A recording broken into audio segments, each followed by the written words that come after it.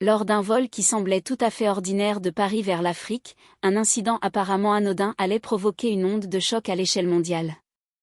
Un homme ignoré, méprisé, un PDG arrogant se croyant roi, et un atterrissage qui allait réécrire l'histoire de la dignité et de la justice sur le continent noir. Le soleil venait à peine de se lever au-dessus de l'aéroport. L'air était calme, paisible, légèrement frais. À l'intérieur du terminal, Ibrahim Traoré attendait tranquillement près de la porte d'embarquement numéro 37. Pas de costume, pas de garde du corps, aucun accessoire ostentatoire. Pour la plupart des gens, il n'était qu'un passager africain parmi d'autres. Mais cet homme n'avait rien d'ordinaire, c'était Ibrahim Traoré, président en exercice du Burkina Faso. Il voyageait toujours ainsi, simplement, discrètement, sans caméra, sans annonce. C'était son style. Il croyait à la proximité avec le peuple, à l'humilité, à la discrétion. Son retour d'une conférence diplomatique en Europe ne faisait pas exception. Il venait de conclure une série de négociations cruciales sur l'or, la souveraineté et l'avenir de l'Afrique. Mais à cet instant, une seule chose comptait pour lui, rentrer chez lui. À l'embarquement du vol Air France pour Ouagadougou, il adressa un sourire chaleureux à un agent de l'aéroport et lança en français. « Bonjour, ça va ?» L'agent lui répondit avec le même sourire, sans la moindre idée de l'identité de l'homme qu'il saluait. Et c'était exactement ce que Traoré souhaitait. Il monta à bord en silence, salua poliment les hôtesses et s'installa au siège 2A, en classe affaires, côté hublot. Personne ne le remarqua. Personne ne s'y intéressa. Du moins, c'est ce qu'il croyait. Mais à quelques rangs de là, les murmures commencèrent à se faire entendre. Un cadre français de haut niveau, PDG d'un grand groupe énergétique, se rendait lui aussi au Burkina Faso, habitué aux réceptions luxueuses, tapis rouges, champagne, traitement 5 étoiles. À son arrivée à la porte d'embarquement, un agent lui annonça que la classe affaires était complète.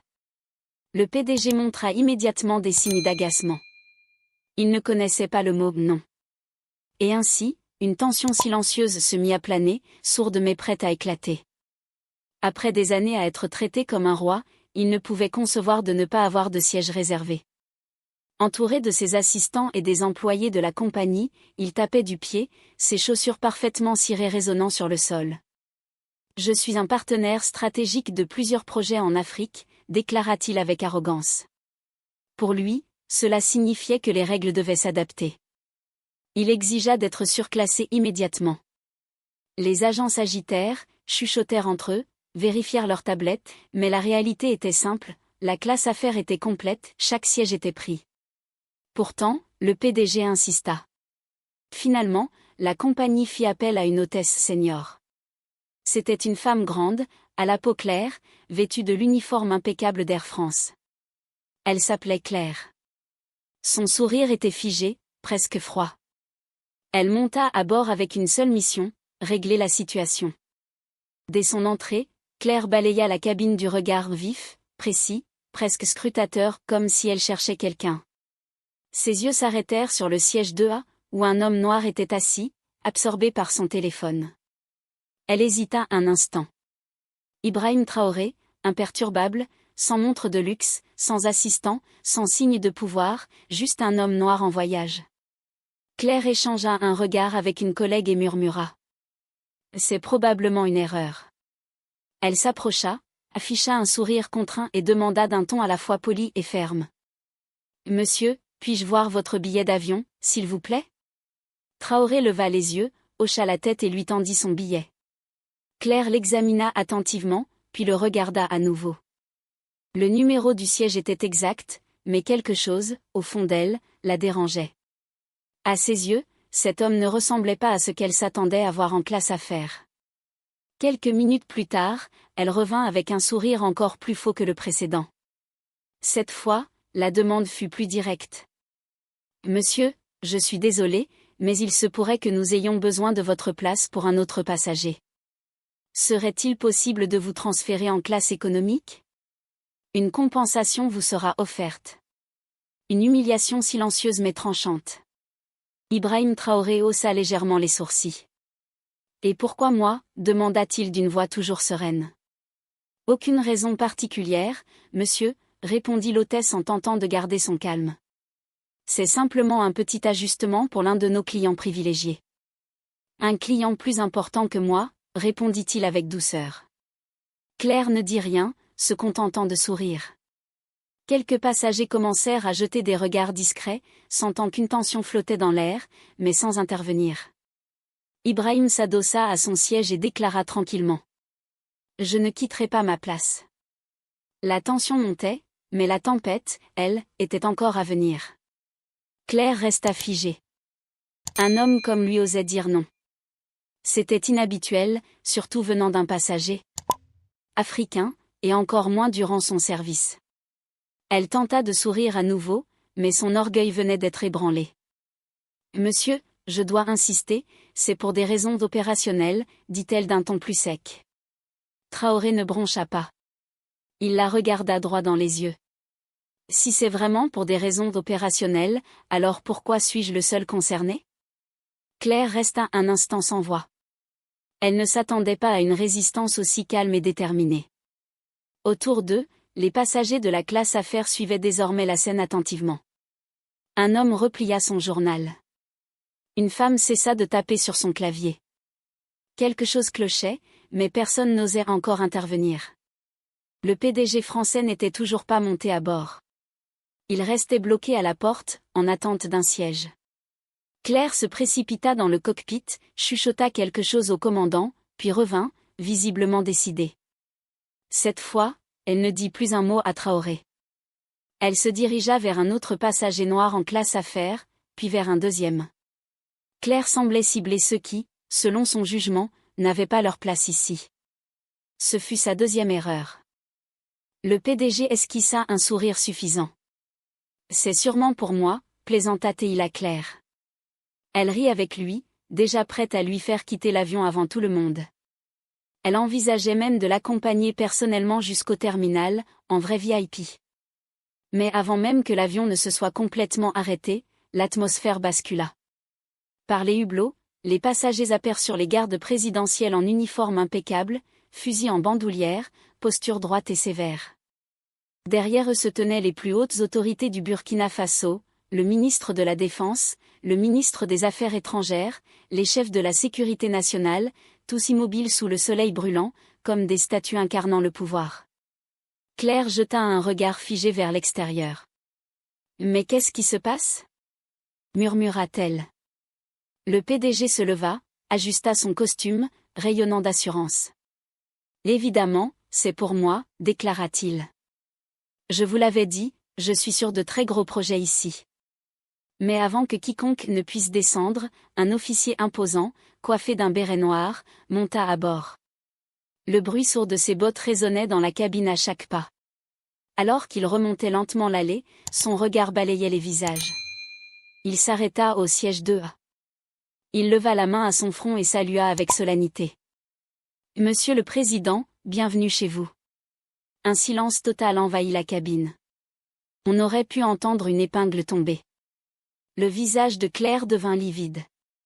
Ses yeux passaient frénétiquement de l'officier à l'homme qu'elle avait méprisé durant tout le vol. Ses mains se mirent à trembler. Ibrahim Traoré se leva lentement, calme, digne, sans dire un mot. Le PDG recula d'un pas, bouche bée. « Président, balbutia-t-il. » Traoré se retourna, hocha simplement la tête. Sans colère, sans arrogance. Juste comme un homme qui n'a plus rien à prouver. Un autre officier entra dans la cabine. « Nous avons reçu des instructions, déclara-t-il d'une voix glaciale en fixant Claire et le PDG. « Vous allez devoir nous suivre immédiatement. »« Attendez, mais pourquoi moi » murmura Claire. « Vous êtes placé en garde à vue pour interrogatoire, » répondit l'officier, catégorique. « Vous avez publiquement manqué de respect à un chef d'État sur son propre sol. C'est une faute grave. » Claire esquissa un sourire nerveux, balaya la cabine du regard à la recherche d'un soutien. « Non, il doit y avoir une erreur. Je faisais juste mon travail. » Mais personne n'écoutait. Traoré descendit de l'avion, accueilli par la garde présidentielle, les ministres et les acclamations de la foule massée derrière les barrières de l'aéroport. Les flashs crépitaient de toutes parts. Le chef de l'État était de retour, et cette fois, tout le monde connaissait la vérité. Il avait voyagé parmi eux comme un homme ordinaire, et ceux qui l'avaient jugé sur son apparence devaient désormais rendre des comptes. À bord, Claire et le PDG français furent escortés, menottés. Les passagers observèrent la scène, sidérés, en silence. Ils descendirent de l'appareil, la tête basse, l'arrogance brisée. Et ce n'était que le début. Le tarmac brûlait sous le soleil de Ouagadougou, mais tous les regards suivaient les deux personnes désormais sous escorte, Claire, hôtesse d'Air France, et le puissant PDG venu de France. Leur sourire condescendant avait disparu, leur suffisance aussi. Ne restait ainsi que la stupeur, la peur et l'incrédulité. Ils furent installés dans 2 SUV noirs distincts, entourés par la garde présidentielle. Personne ne leur adressa la parole. Même les officiers restaient silencieux. Mais ce silence résonnait plus fort que n'importe quelle remontrance. C'était le silence de la souveraineté retrouvée, le silence d'une dignité restaurée. Dans le hall d'arrivée, le président Ibrahim Traoré apparut devant un groupe restreint de journalistes. Sa voix était calme, sans la moindre colère, mais chaque mot portait comme une lame. Au Burkina Faso, nous ne jugeons pas la valeur d'un homme à la couleur de sa peau. Nous ne nous inclinons ni devant l'argent, ni devant les réflexes coloniaux. Ici, nous respectons la dignité, l'humanité et notre peuple. Ceci est la nouvelle Afrique. L'histoire fit l'effet d'une traînée de poudre. La vidéo fuitée montrait l'accueil du président par une garde militaire impeccable, tandis que le PDG était arrêté comme un vulgaire voleur. Les réseaux sociaux s'enflammèrent. Les hashtags devinrent viraux, Respect Africa, Istanbul Burkina. Toute la jeunesse africaine, du Cap au Caire, célébrait. Elle venait d'assister à un moment qu'elle n'oublierait jamais. Au ministère de la Justice, Claire et le PDG furent officiellement inculpés pour outrage public, discrimination envers un chef d'État, manque de respect en territoire burkinabé, abus de pouvoir et intimidation volontaire. L'ambassade de France intervint immédiatement. Les lignes téléphoniques chauffaient, les demandes diplomatiques affluaient. Mais la réponse du président Traoré fut claire. Ceci n'est pas une colonie. C'est une nation souveraine. Ils répondront devant la justice comme n'importe quel autre citoyen. Pendant ce temps, Air France tentait de gérer la crise. En moins de 24 heures, la compagnie publia un communiqué officiel, des excuses maladroites, truffées de langue de bois et de regrets creux. Mais c'était bien trop tard. Le peuple burkinabé appelait au boycott, et d'autres pays africains prirent tour à tour la parole.